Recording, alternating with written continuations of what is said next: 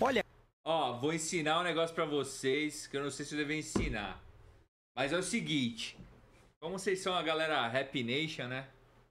A galerinha, né, do fazer OnlyFans de IA. Vou ensinar aqui, ó. Quantos anos o Walter White passaria lavando esse dinheiro? Ele foi burro? Eu vou ensinar pra vocês formas de você acelerar uma lavagem de dinheiro, né? olha, cara, Breaking Bad é uma das minhas séries favoritas. Só Ou eu tenho uma revelação a fazer. Eu só assisti, tipo, 3 episódios de Breaking Bad e nunca mais assisti nada. Então, podem me julgar, podem comentar. que esse método de lavagem de dinheiro que eles usaram aqui pro Walter White é muito burro, cara. Um lava-jato, cara? É sério isso? O que você tem que lembrar, Mas cara, Lava Jato é que comum. nessa altura Lava Jato é bem comum em lavagem de dinheiro, tá? Por incrível que do pareça. campeonato, o Walter White já tinha acumulado muito dinheiro. Somente aqui nessa pilha ele Aí, tinha ó. algo estimado em 80 milhões de dólares. Sem falar que quando ele trabalhava pro Gus, ele ganhava o equivalente a 15 milhões de dólares. E até mesmo quando ele se livra do Gustavo Fring, que ele toca os negócios sozinhos com o Mike e com o Jesse, tendo que gastar um monte de dinheiro com a Ira, com a Madrigal, com a equipe do Mike, ele tava faturando e lucrando bem mais. É por isso que nesse vídeo eu vou te explicar como que o Walter Como é que White usava lava? o Lava Jato para lavar O chat sabe lavar, né? O chat dinheiro e sabe. como ele poderia ter feito isso de uma forma muito mais eficiente. Vamos aprender a limpar dinheiro. Isso mesmo, cara, um lava-jato. E o pior é que olhando assim parece até uma boa ideia, porque reúne alguns dos elementos que são indispensáveis para um bom negócio de comum lavagem de lava-jato. dinheiro. Primeiro, a transação é feita com dinheiro de papel, ou seja, não é rastreável. Segundo, os clientes eles não são identificáveis. Eles entram com o carro, pagam e saem. E como é um negócio de serviço, você não necessariamente tem um controle de estoque super rígido, que depende muito da venda de produtos, para que você tenha que bater as notas de compra com as notas de venda. Mas, Rafael, então por que é uma forma burra de lavar dinheiro? Porque, agora meu amigo, vamos perto aprender a- das opções que ele tinha, era algo extremamente ineficiente. Digamos, por exemplo, que o lava-jato do Walter tem a capacidade de atender 200 carros por dia e que cada lavagem custe 20 dólares. Nessa conta, por dia, ele fatura 4 mil dólares. E se ele abre esse lava-jato todos os dias do mês e todos os meses do Ele só ano, consegue ele vai lavar faturar quanto? 1 milhão e 400 mil dólares. Considerando uma margem de lucro absurda de 50%, o lucro que ele bota no bolso é 700 mil dólares. É pouco ele ia dinheiro. demorar Tá, muito pra Rafael, mas lavar por que todo dia. mesmo que ele precisa lavar dinheiro? Não dá só pra ele começar a usar aquele dinheiro que tá guardado ali no depósito, não? Já tá disponível pra ele, pô. Não, cara, você tem que lembrar que ele tem 80 milhões de dólares ali que ele conseguiu de forma ilegal. Se ele começar a gastar esse dinheiro com Vai chamar carros, atenção. viagens, bens de ostentação, me responde como que ele vai justificar um padrão de vida tão alto, um patrimônio tão grande, lucrando 700 mil dólares por ano. É justamente por isso que antes de usar o dinheiro sujo de metanfetamina, ele precisa deixar esse dinheiro limpo. Tá, cara, mas como que eles faziam pra lavar o dinheiro nesse esquema de lava-jato, hein? Era bem simples, na verdade, porque para cada cliente que o Lava Jato atendia, a Skyler colocava mais um carro fantasma para ser lavado. Exatamente, aquele monte de dinheiro de metanfetamina do Walter White. Fazendo várias e várias vezes esse processo, eles conseguiam muitas vezes dobrar a quantidade de carros atendidos, consequentemente dobrando, triplicando ou quadruplicando o faturamento. Ou seja, mais 1 milhão e 400 mil reais de faturamento. É justamente esse o problema, cara, porque se ele parasse totalmente de produzir, o que ele não fez, e ele continuasse lavando dinheiro nessa proporção, ele levaria 57 anos pra terminar de lavar o que ele já tinha juntado. O dinheiro simplesmente virou, cara, um problema pra ele.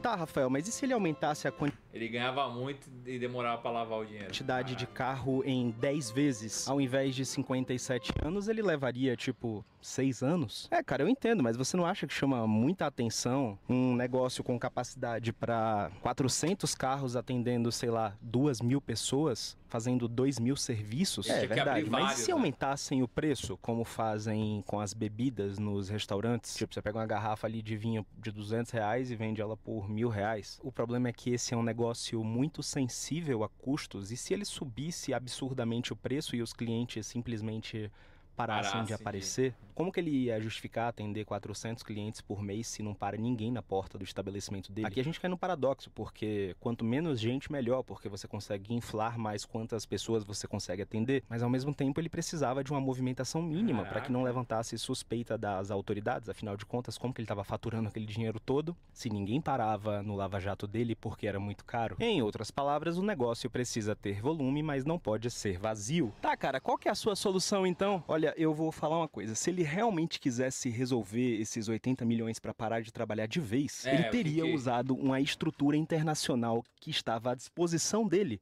Cassino? A estrutura internacional da Madrigal. Pensa comigo, cara. Ele já tinha tudo pra usar a Madrigal. Quando ele começa naquela parceria com a Ligia, cara, a Madrigal é nada mais, nada menos do que uma multinacional com presença na Europa, Estados Unidos e China, que faz negócios da Ásia até as Américas. Eles estão no ramo de produtos químicos, de maquinário, de alimentação, e já tem toda uma logística espalhada pelo mundo inteiro.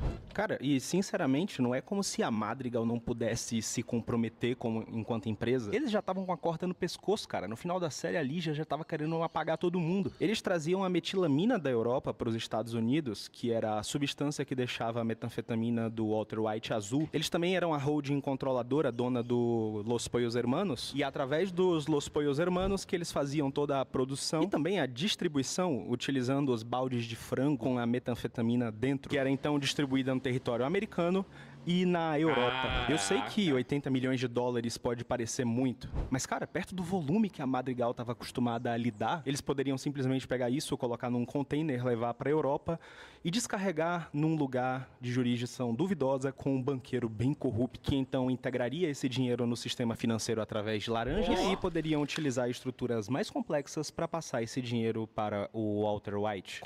Anotaram? O que você precisa fazer para dar uma lavada? Uma lavadinha. Como, por exemplo, na verdade nem precisaria ser um negócio tão bem estruturado. Sabe qual foi uma das coisas geniais que eu vi na série Breaking Bad? Aquele site que o filho dele montou para que as pessoas fizessem doações para ele. Cara, aquilo era simplesmente uma das maiores oportunidades que ele tinha para lavar o dinheiro que ele conseguiu, porque as coisas viralizam na internet. Uma outra possibilidade é, depois que esse dinheiro estivesse integrado no sistema financeiro, ele poderia utilizar laranjas e cassinos, num esquema de chip dump, que, segundo essa matéria aqui, era algo muito comum em Mônaco. Você já se perguntou por que jogos de azar geralmente são ilegais? Exatamente, cara, porque são uma forma extremamente eficiente de lavar dinheiro. Naquela época que a série se passa, em 2013, e especula-se que o cartel mexicano investia pesadamente num dos mercados mais desregulados do mundo até então, que era o mercado de arte. Ou você acha que é à toa ter tanta arte esquisita hoje nas galerias, valendo dezenas de milhares de reais, às vezes até milhões? Não, cara. A arte é extremamente valiosa para a lavagem de dinheiro por causa de dois atributos. Primeiro, a subjetividade. Segundo o Guilherme Zacarias, em matéria ao Washington Post, ele disse que por mais de 3 décadas o México viu artistas locais se tornarem estrelas, novas galerias se proliferando. O México, como o celeiro da arte contemporânea descolada. Porém, depois de uma nova lei sobre a transparência das operações envolvendo a arte, que obrigava as galerias a identificar compradores, o mercado mexicano, em um ano, teve uma queda de 70% das vendas. E muitas pessoas correlacionaram essa queda nas vendas porque o cartel mexicano simplesmente reduziu drasticamente as negociações de arte. Mas, anteriormente, esse mercado foi tão promissor e importante para o cartel que, em 2012, em matéria do New York Times, disseram que o cartel de Sinaloa atingiu um market share de 40% de todo o mercado, talvez até 60%. O que significa que Chapo Guzman, o El Chapo, poderia ter atingido em determinados momentos receitas anuais de mais de 3 bilhões de dólares, que à época eram comparáveis ao Netflix e ao Facebook. E mesmo assim, com tantas opções, Walter White escolheu um lava-jato porque ele era burro?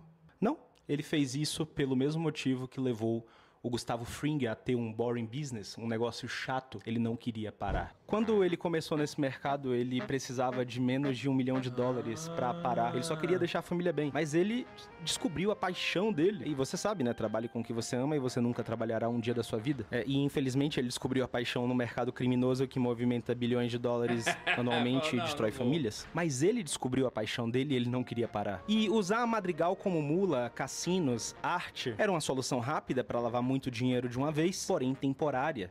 Não dá pra fazer isso por muito tempo sem você ser descoberto. É por isso que ele precisava de um negócio chato, igual o fast food do Gustavo Fring.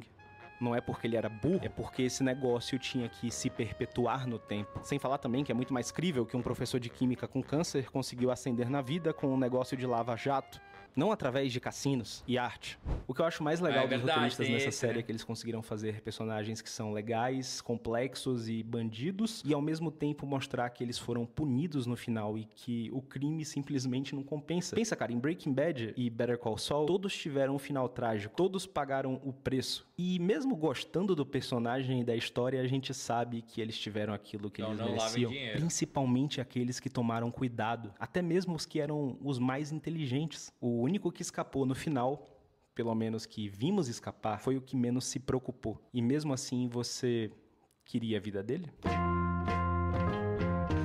Aprendemos a, né, como limpar uma grande quantidade de dinheiro.